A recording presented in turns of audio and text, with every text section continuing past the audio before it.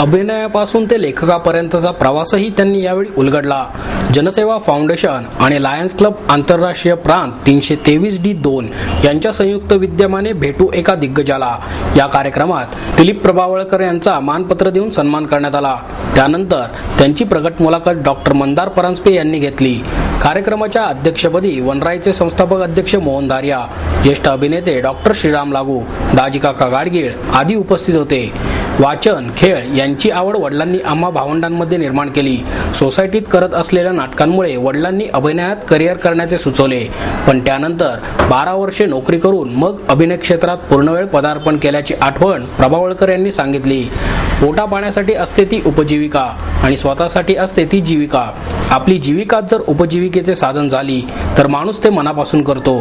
त्यामुळे अभिनयात करिअर करण्याचा निर्णय घेतला। स्वतःला शोधण्याची, स्वतःविषयी आत्मविश्वास वाटण्याची प्रक्रिया बालनाट्यांमध्ये सुरू झाली। माझ्यावर विश्वास नव्हता, तेवढा विश्वास नाटककार रत्नाकर मतकरींचा माझ्या गुणांवर होता, असे सांगून प्रभावळकर यांनी सुरेश खरे मतकरी यांच्याविषयीचे काही अनुभव सांगितले।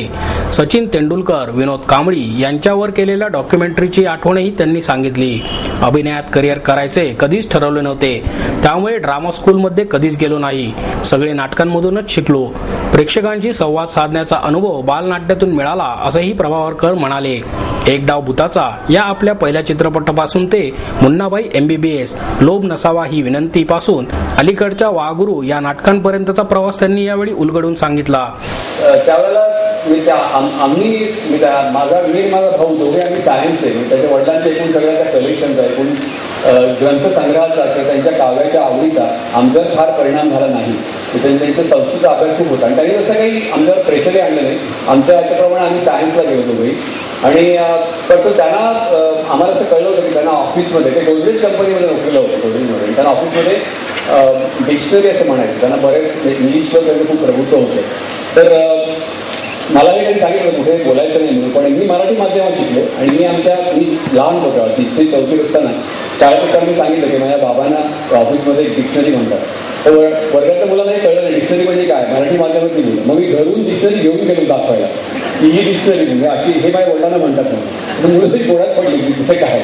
तर त्याचा एक सांगायचं होता की त्याचं प्रभुत्व इंग्रजीवर आणि संस्कृतवर खूप होतं, पण त्याचा आमच्यावर काही कसा डायरेक्टली परिणाम झाला नाही। आम्ही तसं एक इंग्लिशचं वाचन सोडलं तर बाकी संस्कृत आम्ही घ्यावं असं त्यांनी काही वाच्यावर काही दडपण आणलं नाही।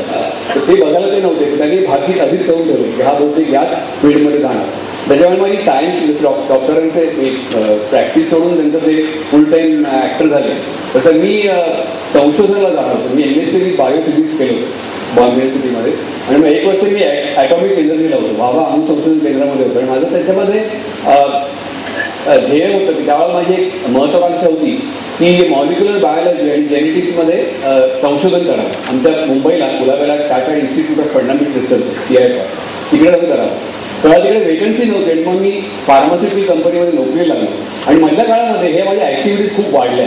म्हणजे मी नोकरी सांभाळूनच हे सगळं करत होतो, मी नाटकातली कामं, चिमणराव 6 सिरियल, इव्हन मी जो पहिला सिनेमा केला एक डाव भूताचा म्हणजे मास्तूर बघितलं, तर तो सुद्धा मी माझ्या कुठल्याही तऱ्हेचं कन्सेशन न घेता नोकरी व्यवस्थितपणे सांभाळून केला होता।